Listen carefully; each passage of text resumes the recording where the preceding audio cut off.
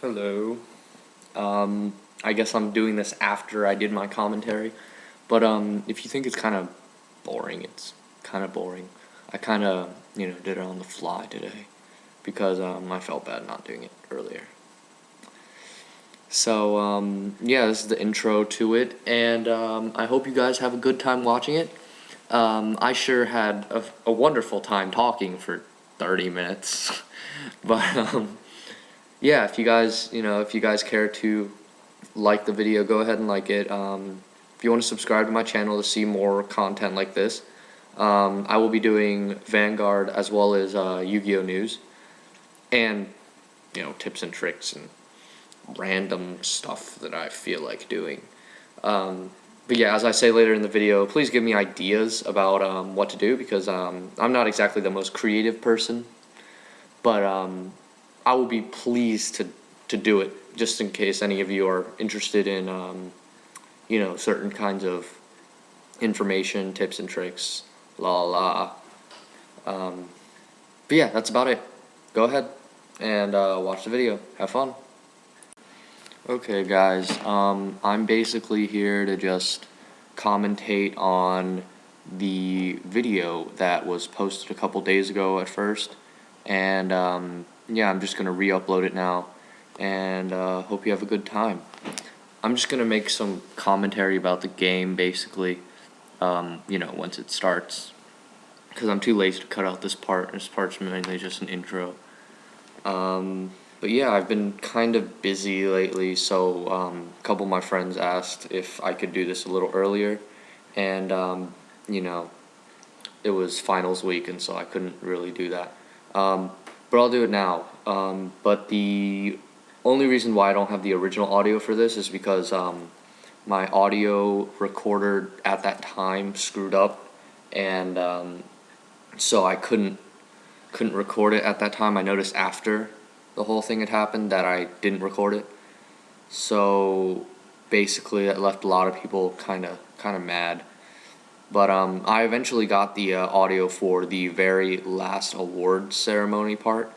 So I guess I kind of made up for it, sort of, if you can say it like that.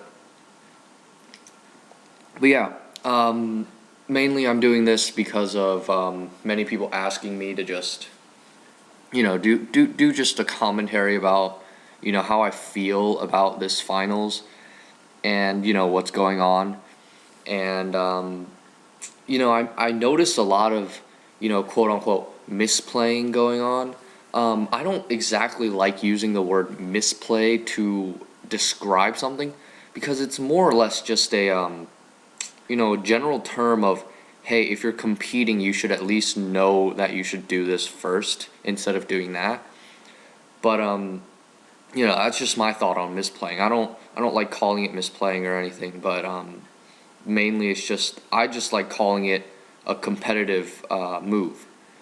And I mainly personally do not like making competitive moves because it makes the whole game feel more more geared towards winning, and I just like having fun when I'm playing Vanguard, and so a lot of people just like get on me for that. And oh look, the game's starting.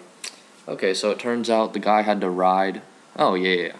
Okay, so the field right now is just like grade 1. They just started. Both of them looking pretty good, although Brandon Smith had to ride something he didn't really want to. But it'll all turn out pretty well for him, if you didn't know. But here's when Brandon, or I mean, what's his name, Henry, he just goes banana nuts here with everything, and I'm surprised Brandon actually let that one go through. And okay, I don't, I thought he would use Spring Breeze Messenger here, but I guess it's a good thing he didn't, and you'll see why later unless you haven't seen this yet. But I don't know, Brandon Smith, he's playing well. It's just he kind of got unlucky with his draws, basically. But all in all, this is a pretty good fight. I guess I just should just stop talking here. But there you see that Brandon got his Spectral Duke Dragon there. And so that's his, that's his deck. So, and then here's the really interesting part though. Henry does not have a grade 3. He misrides. And that's what I think is kind of ridiculous though, because Brandon lets that Nimue go. I think he does actually. Does he? Yeah, he does. And then Henry gets Pelennor. Auto winning Pelennor. He drops one to Superior Ride it. And so this is when shit gets real, because Henry just misrode, but then, flips a double trigger off of that misride, and it was actually really, it's really good, but this is like uber sack. And if you don't know what a sack is, it just basically means you just pull triggers out of your ass. And so this game eventually gets to the point where it's just not a good place for Brandon to be. And so you'll find out later. But my whole take on this situation here is that Henry really got lucky. He got super lucky. Like, there's no way you can get any luckier than that. And here's where Brandon kind of, I guess you can say he made a mistake here, but really, I think many people would have done the same thing. Oh man, sorry, had to drink something. Anyway, at this point, Brandon has a tough decision, where to put the trigger. And so he was playing on limit breaking the entire time, which is why he put down the Vivienne. So I think that's a good play, just putting that down. But this time Henry has to guard all the way. He can't risk a trigger, and there it is. If that trigger had gone through, Brandon Smith would have won the very first game, unless Henry had pulled out a 6 damage heal, which I fully expect that. Considering like what's going on right now, I fully expect it. But another thing that's making Brandon's day so much worse is the fact that Spectral Duke Dragon is a 10k right now, so he can't really do much. So, yeah, basically. Right here is the point where he goes 2 to pass, and I think he pulls draw trigger and he gives it all to Pelennor. I think, but does he? He might. But I remember he double triggers. Oh no, never mind. Never mind. I lied. Don't listen to me.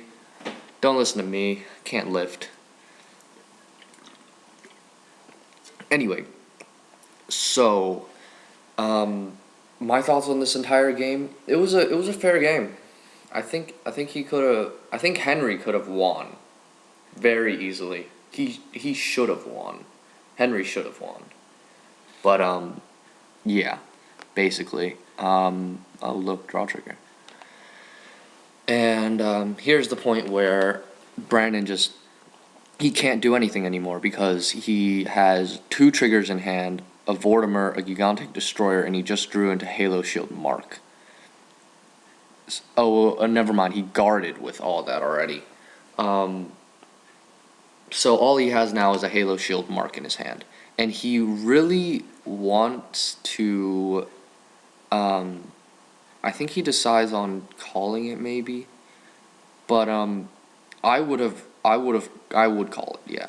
I would call it like that to make a good power line against that. But he ends up not being able to do anything, and there goes game 1, basically. It's a sad day for Indonesia when they could have won. I don't know.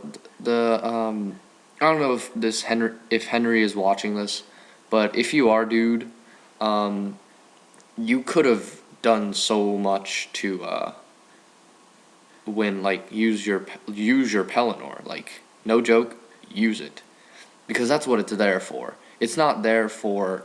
It's there for superior riding, but it's also there for using its limit break. Like like there's just I can't even say it anymore. It's just who knows, but yeah, basically Henry takes this game cuz Brandon already checked 2 heals on his damage checks and his drive checks, and I think he might have drawn into it. I don't know. But there's just no way he's gonna win this, so he loses that game. And thus goes to game 2. I wish I was better at shoutcasting. But here's game 2. So let's ask myself a couple questions. Not really, I'm lying. I'm not gonna ask myself a couple questions. What I always thought was interesting was the way Brandon shuffles. Look at that. He puts them into stacks of 2, which I kind of wonder about because I personally do in stacks of 7 because of the whole 50 cards, 1 starting Vanguard, so that's 49 cards. That goes into 7 pretty evenly. But that the way he's doing it is that he's splitting his deck into halves and shuffling them individually and then putting them together. I think that's actually pretty cool. Like, no joke. I think that's pretty cool. I should do that. If I weren't that lazy. If I weren't too lazy, I would do that. But, yeah, also, shout out to the North American Vanguard group for telling me to do this. And also, if I can pull it up. Oh, excuse me. If I can pull it up, there is one specific guy Jose Martinez. Shout out to Jose Martinez for telling me and keeping me on my ass to do this commentary. Oh yeah, and if you didn't get the memo, the song list for the previous video, it was, if I can pull it up, here we go. Let's see what is going on. The song list is Survivor by Breakers for the first 3 minutes. Then it's Jam Project with back-to-back. It's Believe in My Existence, and then Vanguard, and then Limit Break. The second opening, the first opening, and then the third opening. And then I went to go old school Yu-Gi-Oh! 5Ds because Yu-Gi-Oh! 5Ds had the best openings, I'm pretty sure. But anyway, I went second opening, Last Train by Not Lamp. And then I went last opening, Road to Tomorrow by Masaki Endo. Then Believe in Nexus by Masaki Endo. And then the third opening of Freedom by La Vie. And last song was Clear Mind by Masaki Endo. Masaki Endo is like the god of anime music. That's all I can say. I really like the guy.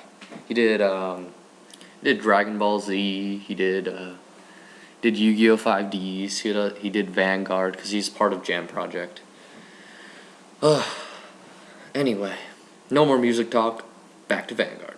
So Brandon Smith finally opens Vortimer for once, and like that was ridiculous. He opens 7 cards. Oh my god, that's been like my dream. I've never been able to do that. Just take the top 7 and just count to 7 and realize that they're all 7.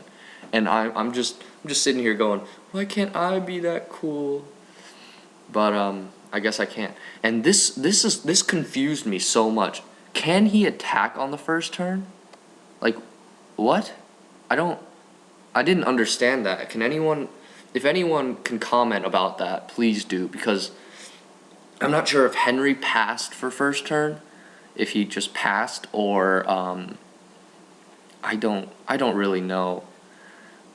So if you guys can clarify on that, please do. And if Brandon Smith, if you can clarify on that, please do, because I'm very confused over here. Going, what the hell happened there?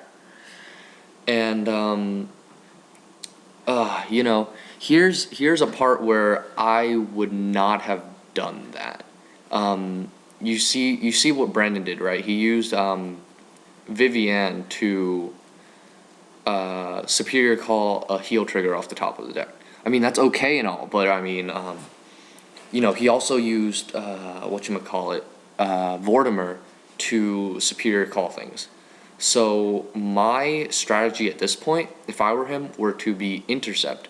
But then again, I would not want to put myself into that situation where I'd have to do that. And so, you know, I don't even know. And here's a good thing on Brandon's part. He guards that whole Spring Breeze Messenger and does no pass on that, just so he can't superior ride Pelennor that turn, because, you know, he probably learned his lesson from last time. So now is the point where he rides Spectral Duke Dragon, which he, by the way, drive checked last turn, just convenient. But yeah, so basically he had to he minused himself off the field a bunch just so he could pull off this limit, or this superior call business, which is kind of nice, but not good in any way. I personally would not have called that many things from my hand to begin with. I would have just called the Vivian row and just ended it there. Not called the Bowman. But I understand if he wanted to apply pressure, that would be good. But personally, I don't like it. Now, this is another interesting part. Why he used Slagle Dagger's skill right then. I think he was thinking that that opponent Vanguard was 10k because for some odd reason. But with Gigantic Destroyer, I think that's Destroyer. Yeah, Destroyer. With Slagle Dagger, that would have been a 19k row anyway, so that would have been 15k to guard on Vivienne. So I'm not exactly sure what he did there. Other than that, though, it's, you know, it's perfectly fine. Used up a counterblast, obviously, but other than that, it's, you know, it's all good. I think there were a couple other things that I saw during the stream that this was on that I just couldn't remember. I just can't remember right now what he did wrong. So yeah, pretty much. Anyway, so now Brandon Smith is only at 3 damage, so he can't limit break this turn, which is very interesting. I'm surprised he didn't take the Spring Breeze Messenger hit, even though it can superior call. But it's a really good idea to do that. And now here's another interesting part. His whole front row is Spectral Duke Dragons. I kind of like that. That's pretty cool. Oh look, double trigger for game. And he did a really smart thing right there in splitting the power, because his opponent is at 5 damage, and so if you put all the power on one thing, he can guard the entire thing, and your other attack will be less. Oh look, I'm not allowed to send any more comments because I've been commenting too much. I'm so good at this, guys. I'm so good at this. No, I'm just kidding. And yeah. So we're about halfway through this video. I think I've been talking for like ages. Oh yeah, I have been talking for ages. So basically, I have another 15 minutes to just talk and talk and talk. Anyway, so I want to hear what you all think about the new ban list in Japan, with the whole you're only allowed to have 2 cards of a certain, certain name in your whole deck. If you don't know what I'm talking about, I'm sure if I remember to, I'll put a link in the description. But I'll also put a link in the description of the original video that I put up with music and stuff. So if you haven't seen that, go ahead and watch it. It's the same thing. It just has entertaining music, which I think is pretty nice. I like the music, but that's just me. So yeah, I want to hear your guys' opinions about the ban list. And if you haven't heard the ban list, it's Royal Paladins. It's banning certain cards from Royal Paladins, from Kagero, and from Oracle Think Tank. The cards from Royal Paladins are Wingle Brave, Majesty Lord Blaster, and King of Knights Alfred. The Kagero limited cards are Lizard Soldier Conroe and Dragonic Overlord The End. I'm not sure if there's another one because I don't remember exactly, but I think that was it. And then from Oracle Think Tank, oh look, Brofist. Anyway, from Oracle Think Tank, they limited Godhawk Ichibayoshi, which is the starting Vanguard for Tsukiyomi lineup. They also banned Goddess of the Full Moon Tsukiyomi, the grade 3. And they also banned Silent Tom, because Silent Tom is OP. Yeah, basically he's OP. So basically, if you don't get the whole 2 cards thing, it's basically you can only have a total of 2 cards of those names in your deck. So if you're playing Royal Paladins and you're trying to play Majesty Lord Blaster, and you want to use Wingle Brave as your starting Vanguard, you're only allowed to have 1 Wingle Brave and 1 Majesty Lord Blaster. So that adds up to 2. And so if you wanted to play 2 Majesty Lord Blaster, you wouldn't be able to play Wingle Brave. And if you wanted to play Alfred, then you couldn't play... If you wanted to play Alfred and Majesty Lord Blaster, then you couldn't play Wingle Brave. So it just goes on like that. And I personally think it's not the greatest thing. It severely destroys the deck for Tsukiyomi, because you're only allowed to have 1 Godhawk and 1 grade 3 Tsukiyomi. And even though that really tones down the whole cycling effect, where you can really play 4 Tsukiyomi and that'd be it, it really tones down the whole deck. It kind of sucks. Oh, look. Anyway, so he'll have to ride Spectral Duke Dragon 10k, which is... It kind of takes away from the perks of being Spectral Duke Dragon. But if you can't tell the comments, people love 10k SDD, so you know. And so this is game 3, so obviously everything's riding on this game. Whoever wins this game wins the match.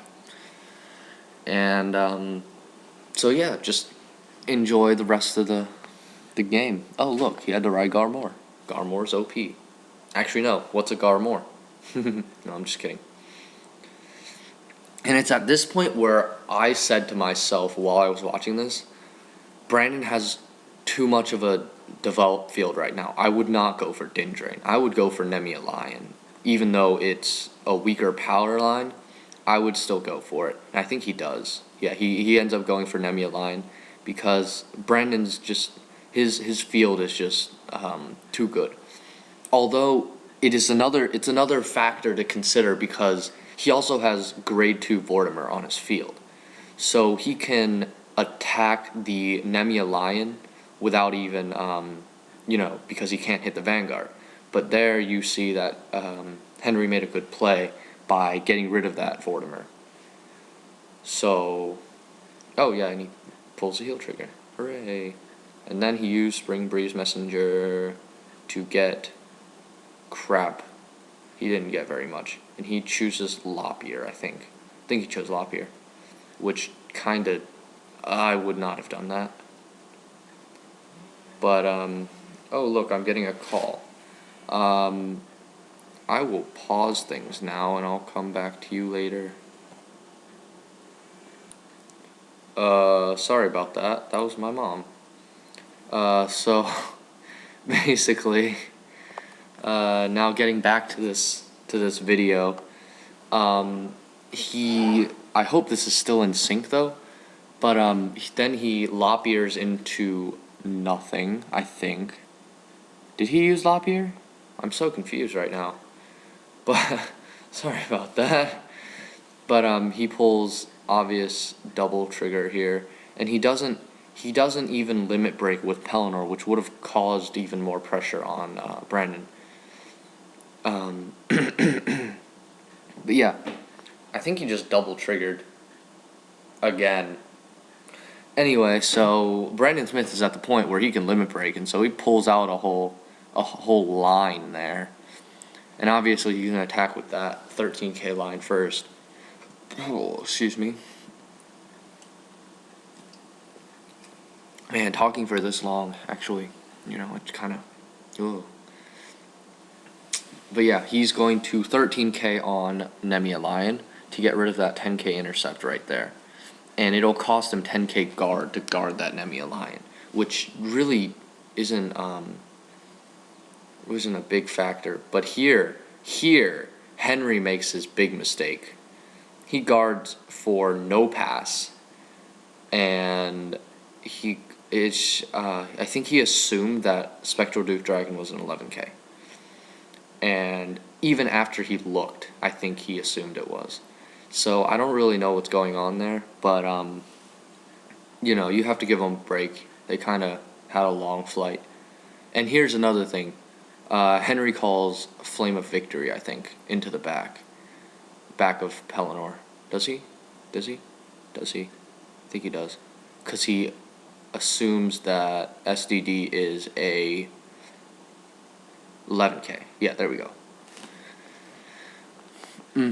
So basically, he assumes that SDD is a 11k and goes and attacks him anyway. And so that's a 2 to pass. Heal trigger. Yay, heal trigger. Everybody loves heal triggers. Double heal trigger. What the hell? Yeah, basically, he pulls double heal like it's no one's business.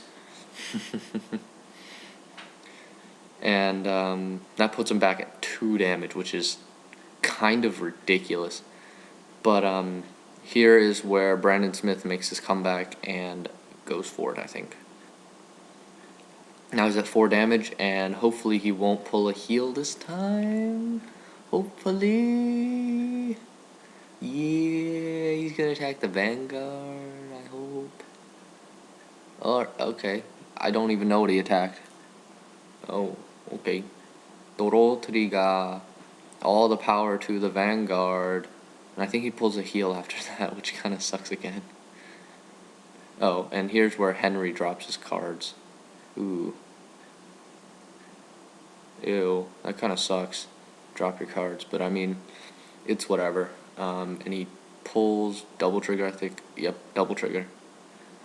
And so he gives it all to the Vanguard, and so he gets by this 2 to pass. Puts him at 4 damage, and he gets to restand with a Vanguard of 20k and 2 critical. And he's going for game right now. And so that's a no pass situation. Pulls another crit, gives it all to rear guard, and attacks with it for 22, I think. Yeah, 22. Whew. This is a pretty heated matchup here. If you guys can't tell, this is pretty ridiculous. Yep. And so the game's about to come to a close in about 5 minutes. Hope you guys enjoyed this video. Brandon Smith guards for no pass, like another heal. That's all 4 heals that went off. Yeah, it's just ugh. Who knows what's happening here? This is uncalled for healing. But yeah, basically, Henry has no more heals, and he's going into last turn SDD limit break.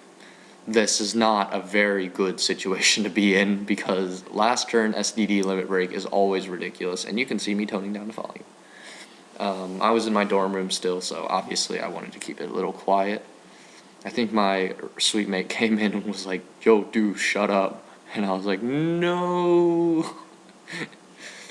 But yeah, so this is the part where Brandon Smith wins the game. Yay! If you haven't watched this yet, I'm sorry, but you have just been spoiled. Bleh.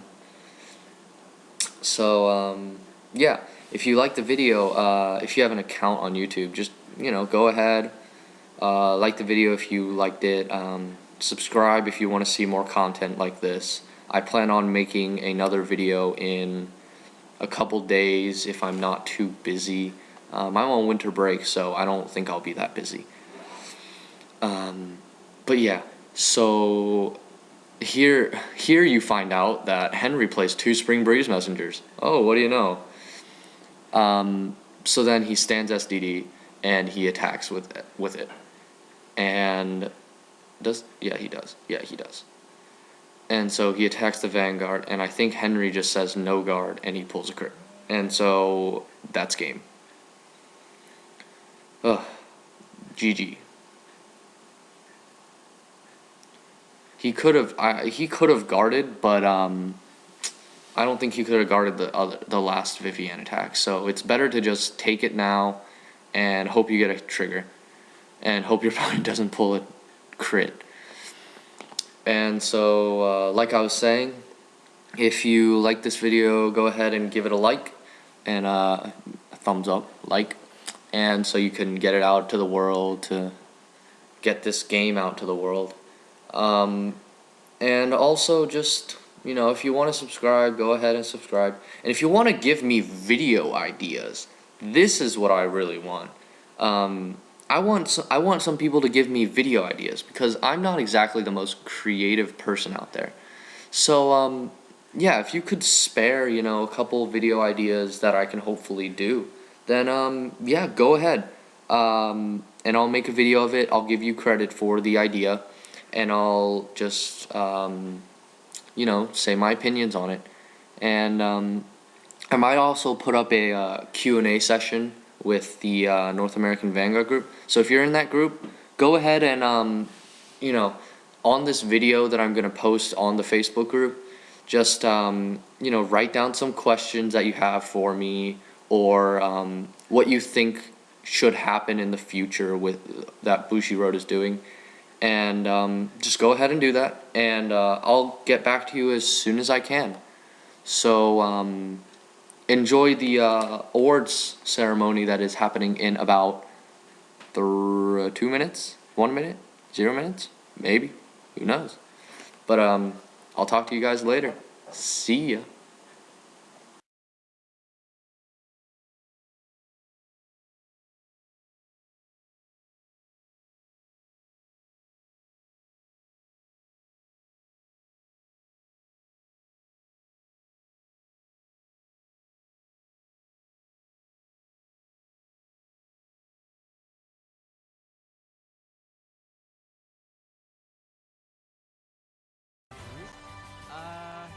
Right now, we would like to invite the top four players onto the stage.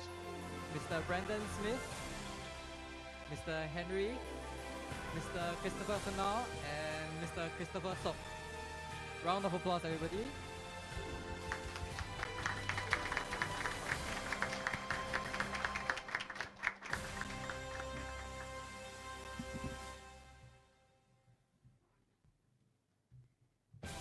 Cardfight Vanguard World Championship Champion, Mr. Brandon Smith. Thank you for your participation in this Cardfight Vanguard tournament. This certificate is hereby presented to you for your outstanding performance, sportsmanship, and gallantry. We look forward to your active participation in future events and hope that you will continue to excel as a respected player of Cardfight Vanguard. Signed by CEO Mr. Takaaki Kidani of Bushiroad. Congratulations. And the trophy.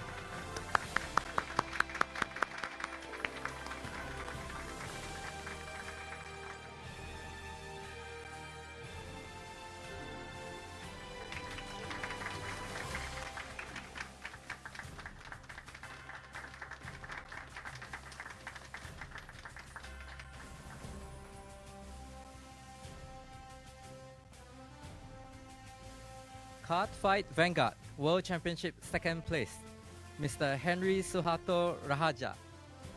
Congratulations.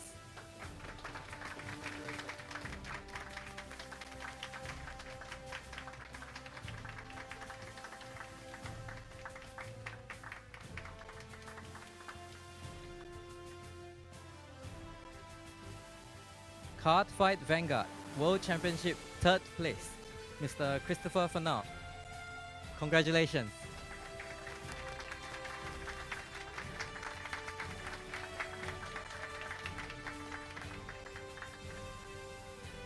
Card Fight Vanguard World Championship fourth place, Mr. Christopher Sok. Congratulations.